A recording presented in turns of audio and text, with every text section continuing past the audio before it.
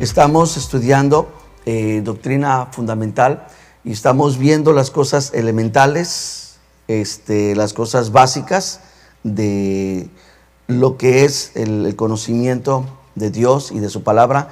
Y en esta noche vamos a estudiar el canon bíblico. A mí me gusta mucho este tema, esta materia. Recuerden, mis hermanos, todo lo que estamos viendo es superficial. Solamente estamos viendo la punta del iceberg. Más adelante, si todavía está en su corazón, ¿verdad?, seguir capacitándose, seguir atendiendo la escuela, entonces vamos a empezar a ver cosas más profundas. Hoy sí quise echarme un clavadito y llevarlos conmigo un poquito más en este tema. No sé si ya algunos leyeron, han visto el material, ¿lo han leído por ahí? ¿Sí? Ok, entonces vamos a ver algunas cositas que son muy interesantes, que tal vez algunos las conocían, otros no, pero no está de más que todo lo veamos, ¿verdad? Bien, vamos a ver primero que nada la necesidad de un canon bíblico. La necesidad de un canon bíblico es que la Biblia es el compendio de 66 libros que están clasificados en 9 grupos por composición literaria. Vean conmigo, es decir, ellos tomaron la decisión a la hora de utilizar los libros, de juntarlos y de organizarlos, de hacerlos de un aspecto literario, pero a su vez casi cronológico, ¿verdad? Hay libros que no es posible que entren cronológicamente porque, por ejemplo, el libro que abarca más años para su compilación, ¿alguien sabe cuál es? ¿Cuál sería? ¿Cuál? Génesis. Bueno, sí, me ganaron porque yo decía otro. Job, no, Job fue escrito en un periodo, agarraron, se sentaron, lo escribieron y vámonos. Pero sí el que, bueno, no es Génesis. Estoy hablando de que todos los escritos se tuvieron que recopilar para poder completar un libro. ¿Saben cuál es? El libro de Salmos. ¿Por qué? Porque el primer salmo que encontramos, o sea, más bien el salmo más antiguo, es el salmo de Moisés. El salmo, si no me equivoco, capítulo 90, es uno de los salmos de Moisés. Pero también vamos a encontrar salmos de los reyes, de los profetas. Entonces, posteriormente se tomó toda la compilación y los pusieron en un solo compendio, que pues ahora lo conocemos como el libro de los Salmos, ¿verdad? Que son también, pues es el más largo, 150, pero ellos tomaron la decisión de acomodarlos en una forma literaria. Y vamos a ver estos 9 grupos, ¿de acuerdo? El primero es el Pentateuco. El Pentateuco, que viene del griego penta, que quiere decir 5, ¿ok? Y teuchos, que significa rollo o pergamino, que era como se utilizaba. Los pergaminos eran algo parecido a esto. Ya más adelante vamos a trabajar un poquito con tema de su hechura, su material, que es muy interesante, es muy importante. Ellos creaban pergaminos de esta manera, de este estilo. Lo hacían con piel de animal u otros elementos, ¿verdad?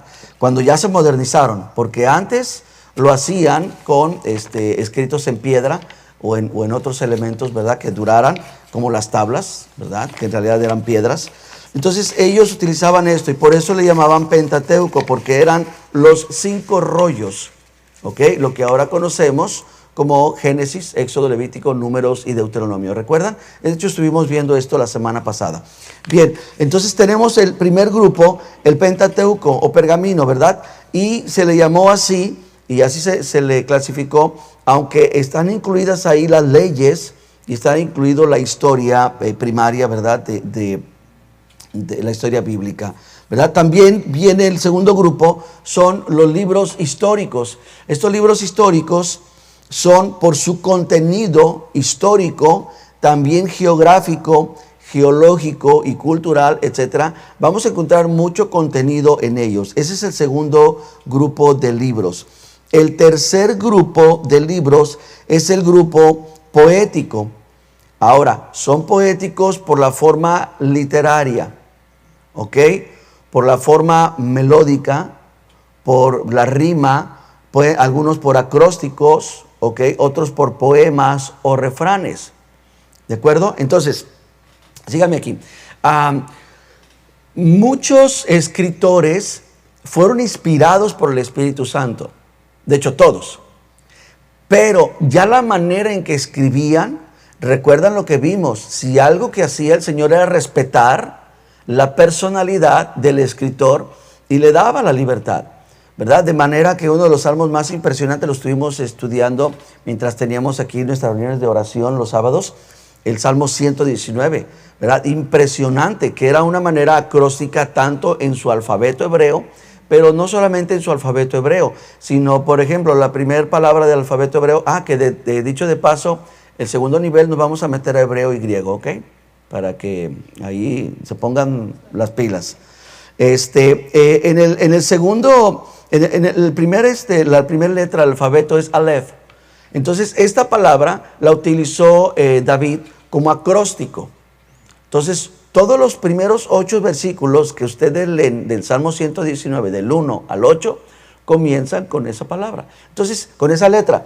Entonces, la manera literaria era muy importante y por eso es que se consideraron estos libros de esta manera. Ahorita no los estamos viendo porque recuerdan que yo les prometí un gráfico, se los voy a hacer llegar para que lo puedan tener y ahí podemos nosotros trabajar fuertemente con eso.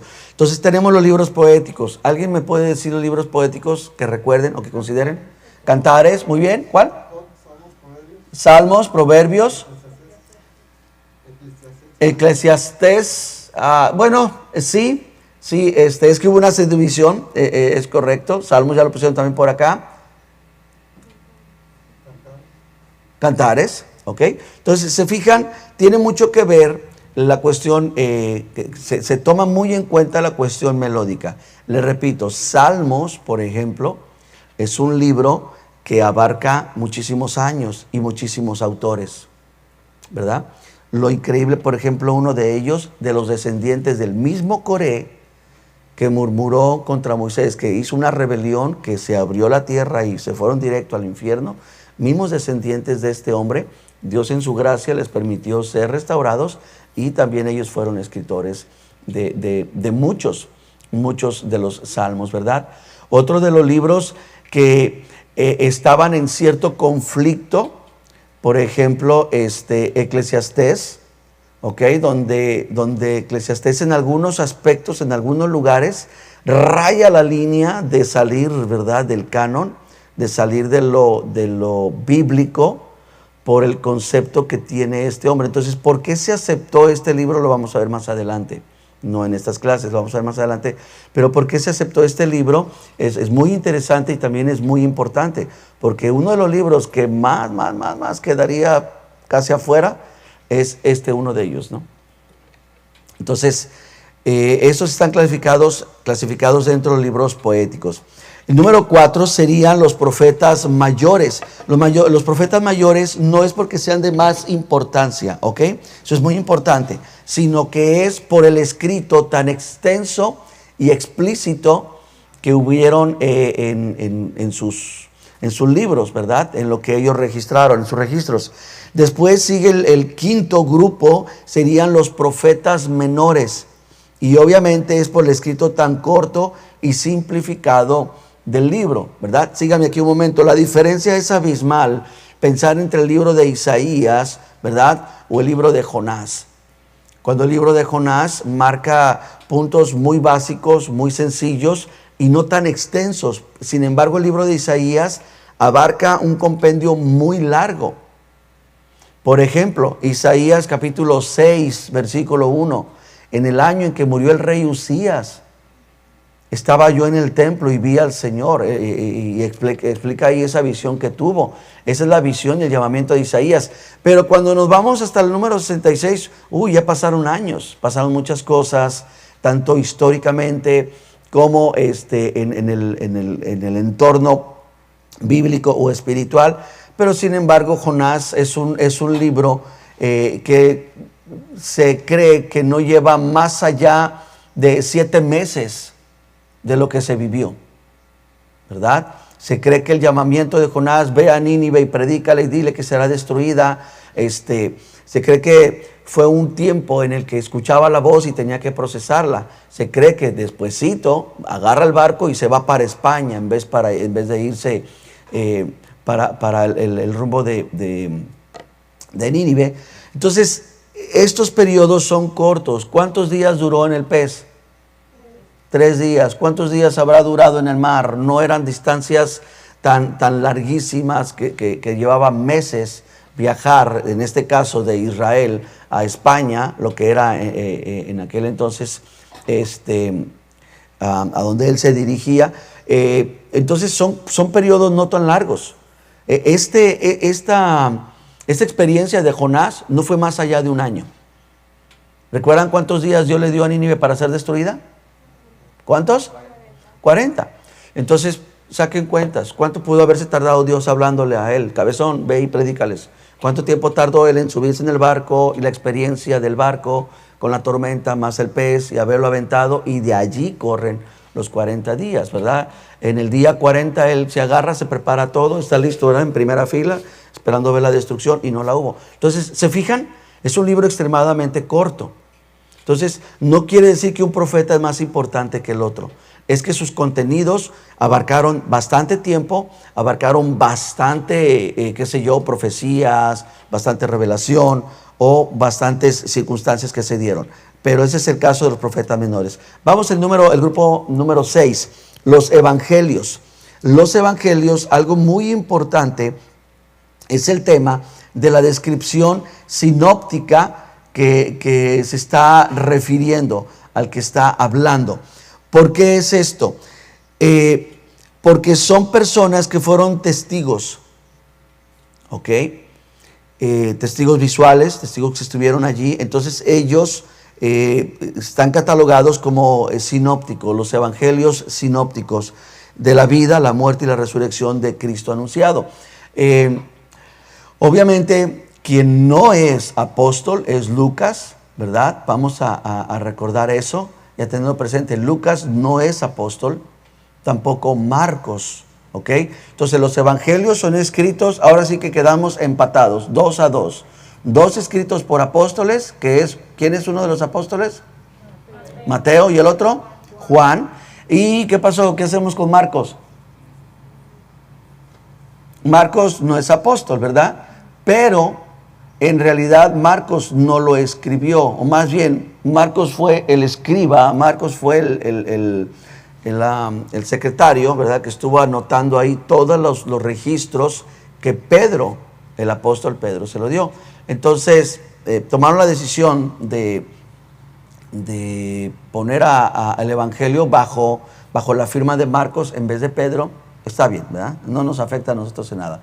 Pero el otro evangelio, ¿verdad?, que es el más explícito, y para mí los mejores evangelios son Juan y Lucas. Juan, porque registra, y pueden ustedes verlo, Juan registra muchísimo la personalidad, y es el personaje que más se adentró de metiche, fue el más metiche, el que estuvo ahí escuchando todas las conversaciones del Señor, y él manejó muy pocos hechos, manejó muchísimo más el contenido de sus palabras, registró mucho lo que habló Jesús, cuando los otros evangelios registraron lo que hizo Jesús, ¿verdad? Bien, vamos al número 7, al grupo número 7, y son las cartas paulinas. Obviamente son los escritos del apóstol Pablo a las iglesias, pero aquí cuidado, síganme aquí, hay que tener cuidado, porque las cartas paulinas, que también se me pasó dentro del grupo número 3, déjenme regreso un poquito al grupo 3, los libros poéticos están subdivididos en grupos sapiensales, ¿de acuerdo? Están divididos en este grupo, entonces, que son libros que tienen que ver mucho con el meditar, con el considerar, con el razonar, ¿verdad? Hubo un tiempo en el que la iglesia, después de haber pasado este periodo de oscurantismo, donde la iglesia casi estaba muerta, ¿verdad? Al haber pasado esto, cuando resurge la iglesia, resurge con una fe muy fuerte. El problema es que llevaron la fe a un aspecto donde tiene que ser una fe irracional. Es decir, una fe que, oye, pero no entiendo por qué el sol se ve más grande que la luna, o a veces tú no te preocupes, a ti no te importa. Tú crees que Dios creó el sol y la luna. Ok, perfecto, me callo, ¿verdad? Entonces, oye, pero ¿por qué vemos que hay un montón de animales y dice la Biblia que todos se metieron en el arca? Y no, tú no te fijes, tú dibuja el librito y haz el barquito y tú ten fe. Entonces, este asunto fue muy dañino porque apartó por un tiempo a la iglesia de observar este tipo de libros, los libros sapiensales, los libros donde podemos tener una fe que tenga un raciocinio, que una fe que se atreva a preguntar, oye, pero ¿por qué pasó esto? ¿Verdad? Y vamos a encontrar dentro de muchos sucesos, dentro de muchos elementos, cosas que se pueden explicar naturalmente y que nos sorprenden más, pero van a haber otras ocasiones, otros hechos que se pueden explicar con nada, en otras palabras, son inexplicables y que entonces nos llevan a un punto de decir, ok, por el momento no lo entiendo. Les voy a poner un ejemplo. Si ustedes leyeran las versiones más antiguas de la Biblia, ustedes van a encontrar que por ejemplo, cosas como que Dios hablaba a los riñones, ¿verdad? El sentido de que mis entrañas, no mis riñones, porque antes creían que el centro del hombre, que el alma del hombre estaba en los riñones. Entonces, si ustedes leen esos escritos antiguos de la Biblia, esas versiones muy antiguas, uno dice, pues, ¿qué pasó? Pero nosotros tenemos todavía en nuestras versiones nuevas esto como mis entrañas, ¿verdad? Como las entrañas. Y las entrañas es esta parte, son todos los órganos que tienen que sacarse, ¿verdad? Que se desprenden del cuerpo una vez que muere. Pero ahora las versiones modernas utilizan el sentido del corazón, ¿verdad? Pero ya sabemos que no es este corazón ahora, ¿verdad? Sabemos que se está refiriendo en dónde sería el centro de nuestro ser, donde estarían nuestros pensamientos, sentimientos, voluntad, emociones. ¿En dónde lo encontramos? En el alma. Entonces, estas manifestaciones físicas, ¿en dónde las tenemos? Hablando físicamente. Ya me dijeron que en el alma, pero el alma es etérea. Necesitamos ubicarla. ¿En qué parte del cuerpo? ¿En el corazón? ¿En el órgano este? ¿En dónde? ¿Ah? Entonces, ese es el asunto que nos llevaba a ciertos conflictos con estos libros, ¿verdad? Sapiensales. Pero ahora sí, volvemos hasta nuestro punto número 7, que son las cartas paulinas.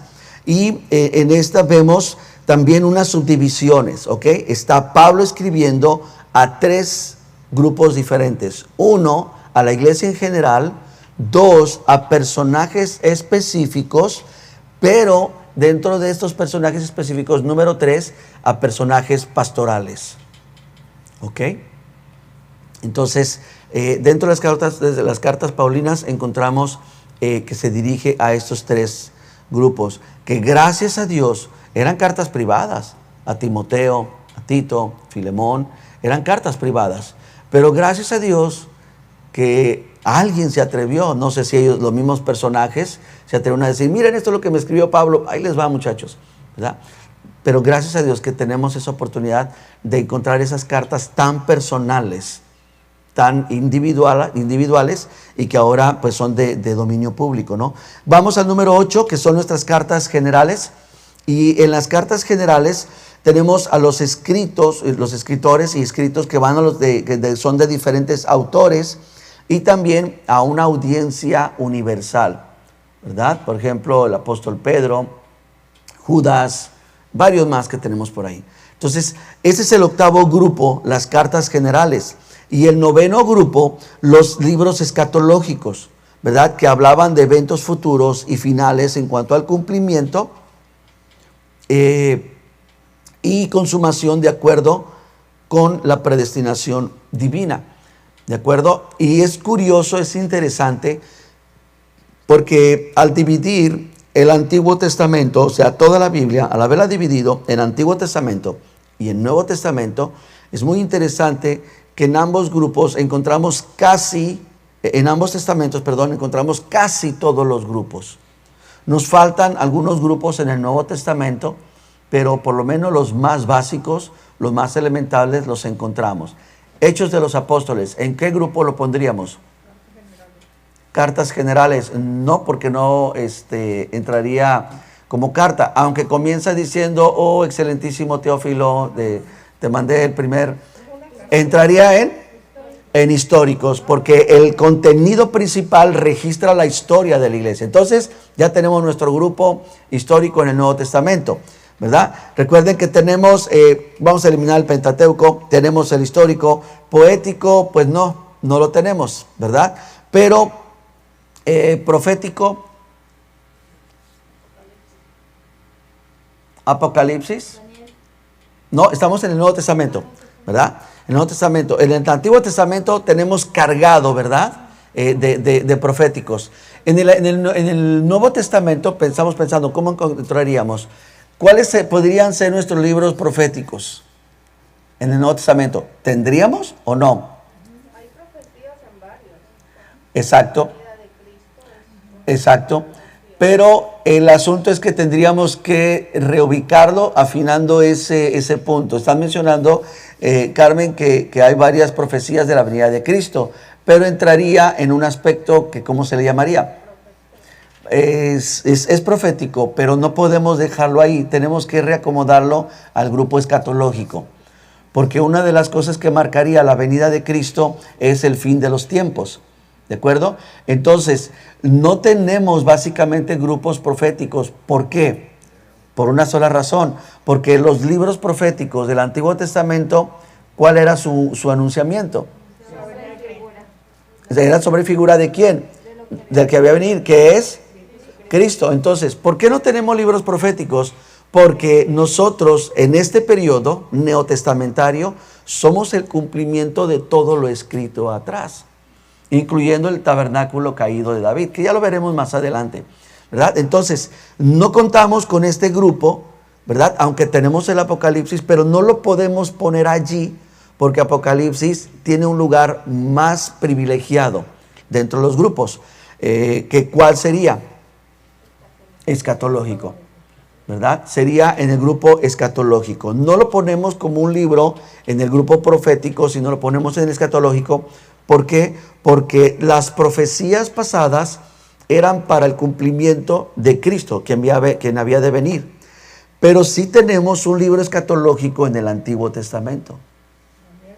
Exactamente.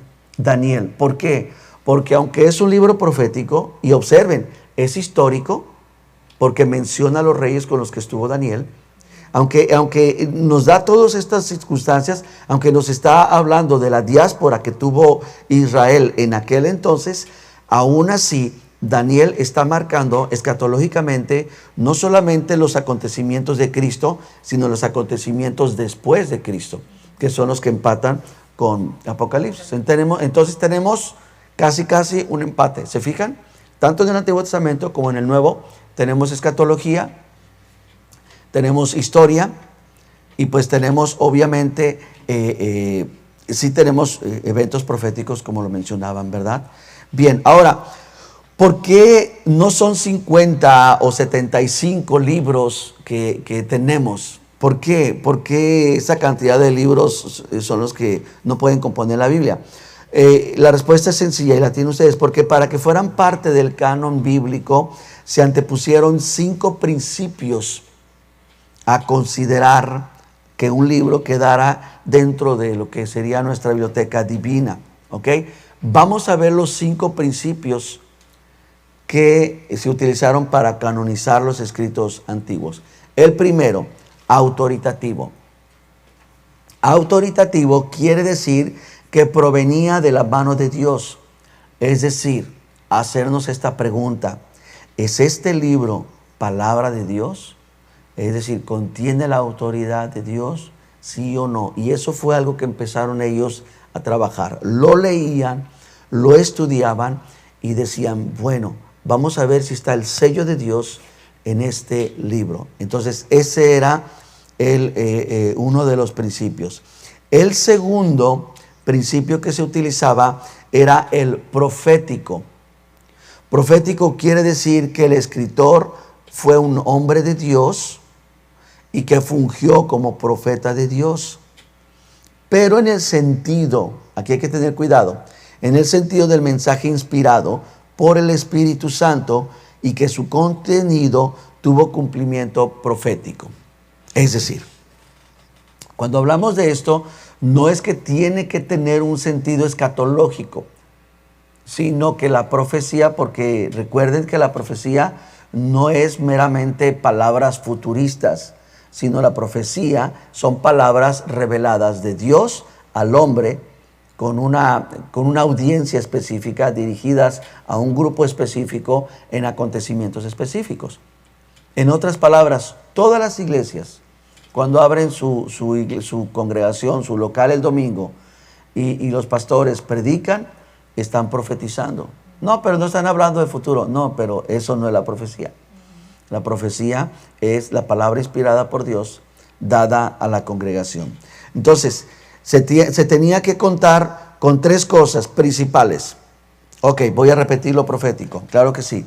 Lo profético, bueno, de hecho estamos recapitulando, quiere decir, y son tres cosas principales, que el escritor, número uno, era un hombre de Dios.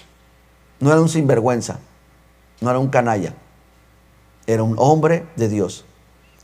Hay muchos escritos de los Césares. ¿Por qué no se utilizaron como parte de la Biblia? Porque podrían haber entrado en el aspecto histórico. ¿Por qué no? ¿Qué ocupamos? Que el escritor sea un hombre de Dios y que fungió como profeta de Dios, como vocero de Dios, como mensajero de Dios, número 2. Y número 3, que tuvo cumplimiento profético en caso de que si parte de su mensaje fuera escatológico, fuera futurista. ¿Ok? Ese es el aspecto profético o el principio profético que se utilizó. El siguiente es el auténtico. Vamos a ponerlo, muy bien. El siguiente es el auténtico. Auténtico quiere decir que si estaba en duda su autoría, se rechazaba como parte del canon. Es decir, identificar al autor era muy importante, porque esto iba a realzar la validez de su discernimiento, es decir, del mensaje central del libro. ¿Ok? Hasta aquí, ¿cuál canon estamos viendo hasta ahorita? Ahí está, ¿eh? No es... ¿Mandé? ¿Qué canon estamos viendo? Vayan arriba. Sí, el canon bíblico, pero ¿de qué parte de la Biblia? Antiguo Testamento. No se me pierdan. No estamos en el Nuevo Testamento, ¿eh? Yo espero que estén concentrados en clase, porque estoy viendo que se me están yendo. ¿En qué sentido? En que acabo de decir que si no se identificaba al autor, no se aceptaba. Hebreos, no se sabe quién es el escritor. Y veo que no me están diciendo nada. Entonces, vamos a ubicarnos. Estamos en el Antiguo Testamento. En el Antiguo Testamento están identificados los autores. La autoría está en pleito en algunos, como Job. ¿Ok? Algunos dicen fue Moisés, otros dicen fue Job mismo. ¿Verdad? Pero no es de que se dice quién será el autor, no. Se disputa entre ellos dos. Pero en todos estos escritos que tenemos ubicados a los escritores. Y estamos viendo cómo se hizo el canon del Antiguo Testamento. Ahorita vamos para el Nuevo Testamento. ¿Ok? Pero no se me desconecten. Vamos a continuar. El que sigue es el dinámico. Dinámico quiere decir que el libro en cuestión tiene el poder de Dios para cambiar la vida. Y esto me gusta, ya sea en su contenido total, escúchenlo, en su mensaje central o inclusive en una sola porción del mismo. Hermanos, hay libros que si arrancamos la Biblia, quitamos todos y nos quedamos con un solo libro, este libro tiene la capacidad de mostrarnos toda la verdad de Dios. A eso se está refiriendo. Hay libros tan dinámicos que supongamos que no tenemos acceso a ningún otro escrito, pero solamente con ese libro, impresionante. ¿Ok? Hay libros que contienen un solo capítulo. Óiganlo bien, un solo capítulo que si quitáramos todo el libro y quedándonos con ese capítulo, ese solo capítulo nos revela toda la verdad de Dios. Hay capítulos, o más bien hay libros que tienen capítulos, que tienen un solo verso bíblico, que ese verso bíblico nos revela todo. ¿Les doy un ejemplo? ¿Mande? ¿Recuerdan el texto? Estamos hablando del Antiguo Testamento. ¿Recuerdan el texto que dice, oh hombre, esto es lo que Dios te ha declarado? Lo vamos a ver en la próxima clase. Esto es lo que Dios te declara. Hacer justicia, misericordia y ser humilde delante de Dios. Con estos tres principios básicos podemos ser juzgados si no tuviéramos toda la Biblia. ¿Me explico? Entonces a eso se está refiriendo. El aspecto dinámico es que el libro tiene el poder para cambiar la vida. Leímos muchas veces Job en nuestra vida cristiana, ¿verdad?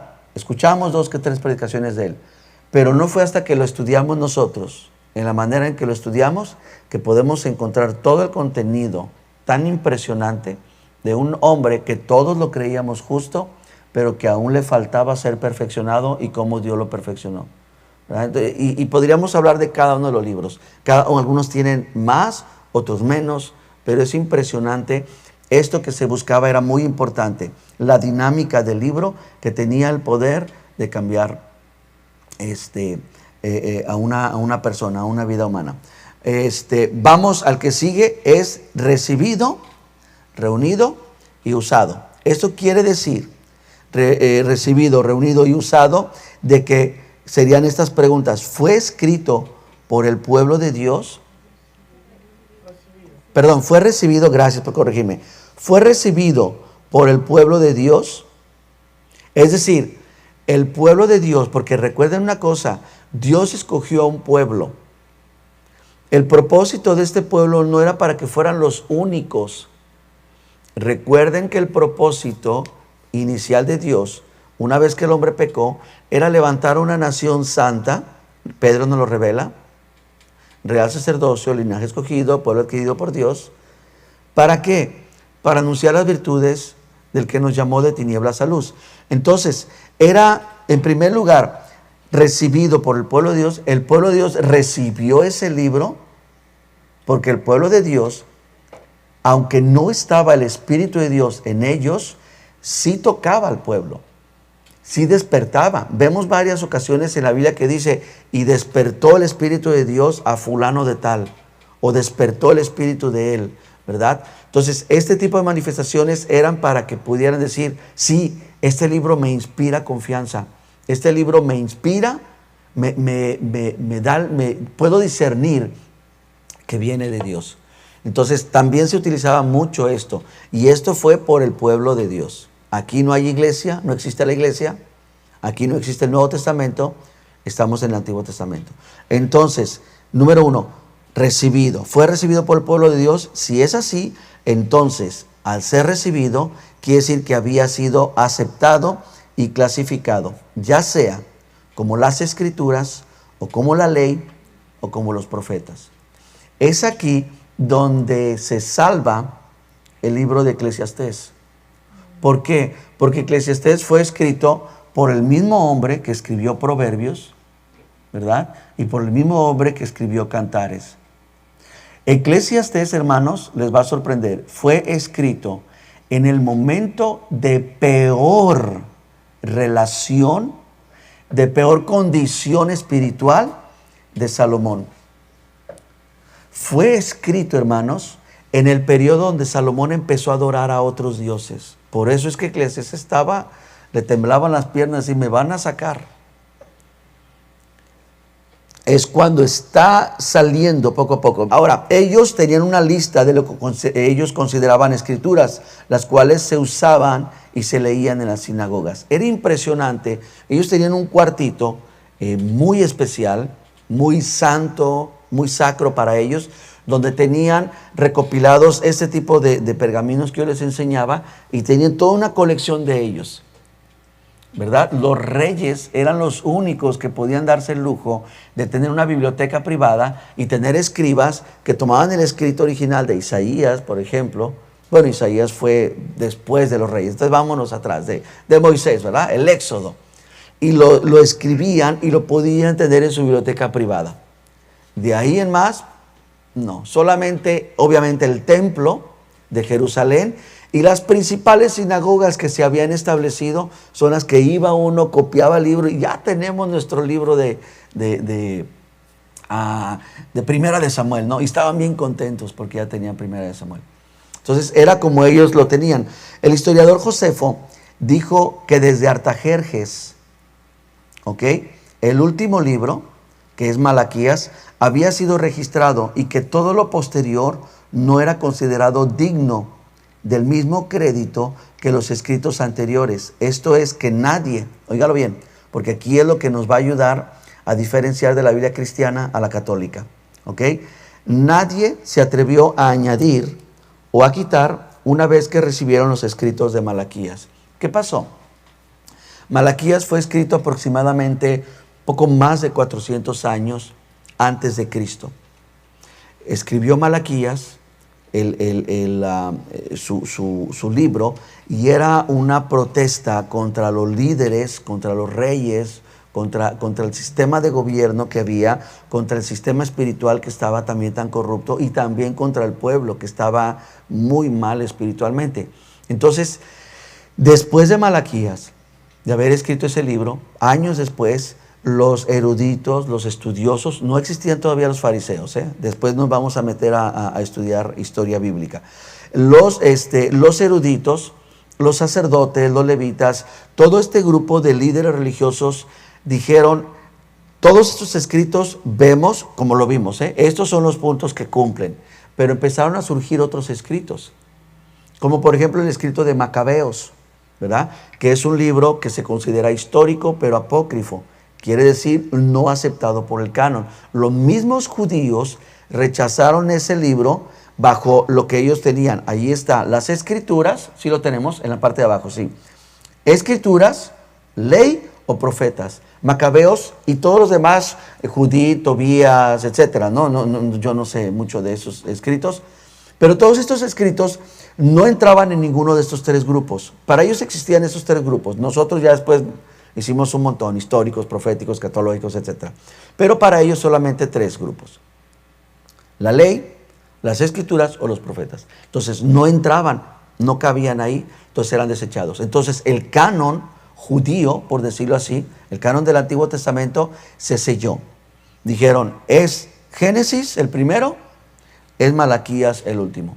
Y en ese periodo de 400 años que se registra en la historia, aunque hubieron escritos, hubieron muy buenos escritos, ¿verdad?, ninguno logró calificar y entrar en ese periodo. Entonces, cuando viene el nacimiento de Cristo, cuando vienen personajes como los magos, ¿verdad?, de Oriente, cuando llegan al palacio de Herodes, cuando Herodes, que tiene su biblioteca privada, ¿recuerdan?, que se espanta, le dicen, ¿dónde está el rey que tenemos que adorar? Él se asusta, porque estos hombres eran reconocidos de una manera multicultural y eran personajes que tenían la capacidad ancestral de poner y quitar reyes. Por eso Herodes le tiemblan las piernas y dice, ¿me vienen a quitar o qué pasó? Esta línea de magos son los magos de Egipto, son los magos de Daniel, son los magos en muchísimas culturas. Entonces, si ustedes recuerdan, detalla el Evangelio que van y buscan, traigan los escritos, y se traen ahí un montón de libros y empiezan a leer profecías. Y dice, sí, aquí está una. Isaías dijo, y tú, Belén, la más pequeña, ¿verdad?, etcétera. Ustedes recuerdan la escritura. Entonces, ellos veían ese compendio. Nunca consultaron otros escritos más que en sus grupos. La ley, los profetas o las escrituras. Aún ellos mismos son los que tenían ese grupo nada más. ¿Vamos bien? ¿Estamos aprendiendo? Ok. Ahora sí vamos a la inclusión del canon en el Nuevo Testamento, ¿ok? O lo que conocemos como el canon bíblico neotestamentario. Bien, nace Jesús, Herodes se asusta, crece, entonces continúa la enseñanza. Se levantaron muchos falsos cristos, en el periodo aún de Cristo. Se levantaron otros antes de él. Él estaba chavo, él estaba todavía esperando la sujeción de sus padres, pero por ahí gente más adulta se levantaban diciendo que eran el Mesías. Ellos batallaban muchísimo. Ahora sí ya están los fariseos. de los fariseos están luchando mucho con estos grupos, con estos personajes que se levantan como el Mesías y va un montón de gente a seguirlos y crean revueltas y es un conflicto. Roma está harto de los Mesías judíos, por eso están tan estrictos.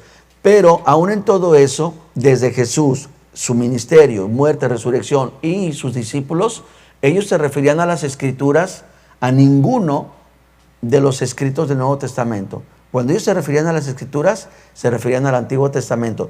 Y es aquí donde vamos a tener más adelante mucho cuidado, porque ese es un conflicto que como seres que estamos acostumbrados, lo polarizamos mucho y lo hacemos en extremo.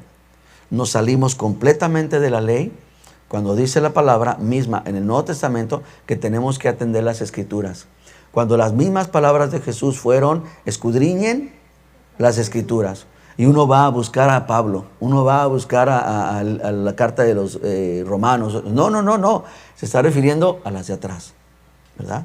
Pero eso no nos metemos ahorita, porque sí va a ser algo bastante profundo. La inclusión del canon bíblico neotestamentario. Los cristianos tenemos el mismo canon que los hebreos, a lo que nosotros llamamos el Antiguo Testamento. No le digan a ellos, si tienen un amigo judío, ¿verdad?, practicante, no le digan tu Antiguo Testamento, no le digan eso. Sean un poquito más amistosos y díganle, según tus escrituras, o según los profetas, o según la ley. Cuando nosotros le decimos a ellos que es el Antiguo Testamento, es bastante ofensivo para ellos. Ellos dicen, ¿cuándo caducó nuestro testamento? Es muy ofensivo. Ellos no reciben, obviamente, lo que llamamos nosotros el Nuevo Testamento. Entonces, nosotros tenemos el mismo canon de ellos, pero diferente orden. Ellos lo tienen un poco diferente. Lo que es su Torá y bueno, ya olvidé ahorita los otros nombres que ellos utilizan, ellos lo tienen en un orden diferente. Pero para los 27 libros, que vamos a llamarlos libros, aunque sean cartas del Nuevo Testamento, el factor fue básicamente el mismo, con la observación extra de la calidad apostólica del texto. Ahora, lo que se va a observar mucho es, primero que nada, lo que le va a dar un buen empuje al libro va a ser si fue escrito por alguno de los apóstoles. En cuanto veamos la firma de los apóstoles, luego hay que ponerle atención. Era lo que decían. Por eso es que uno de los libros más conflictivos en el Antiguo Testamento se cree que fue Santiago. Bueno, sí fue Santiago, Santiago, pero también uno de ellos, Marcos. Porque decían, bueno, ¿y Marcos qué? Entonces, era muy conflictivo por esa cuestión, pero se estaba buscando eso. Ahora, recordemos que según la misma palabra, la iglesia fue edificada sobre el fundamento de los apóstoles. Los apóstoles, específicamente los que fueron discipulados directamente por Cristo. Apolos, algunos lo consideraron después a un apóstol, ¿ok? A Bernabé, igual Pablo. Ninguno de estos fueron discipulados por Cristo. Por eso Pablo se utilizó a sí mismo el término, soy como un abortivo, ¿ok? El nacido fuera de tiempo.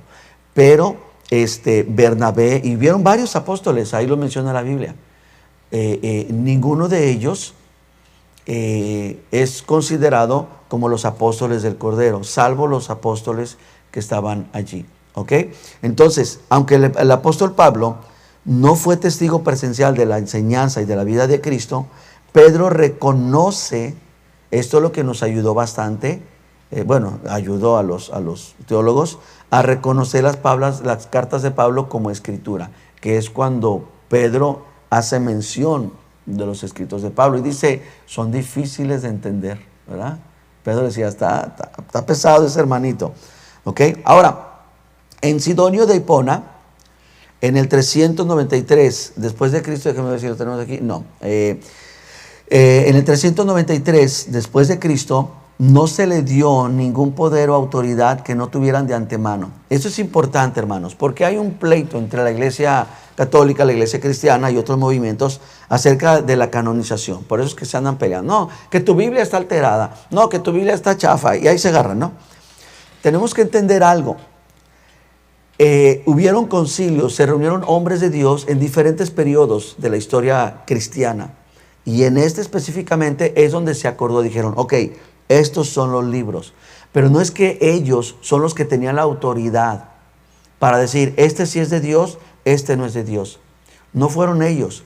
En realidad fueron los discípulos al estarse intercambiando las cartas. Una vez que las cartas surgían, una vez que Pablo escribió la carta a los Gálatas, él decía, quiero que esa carta sea leída en todas las iglesias.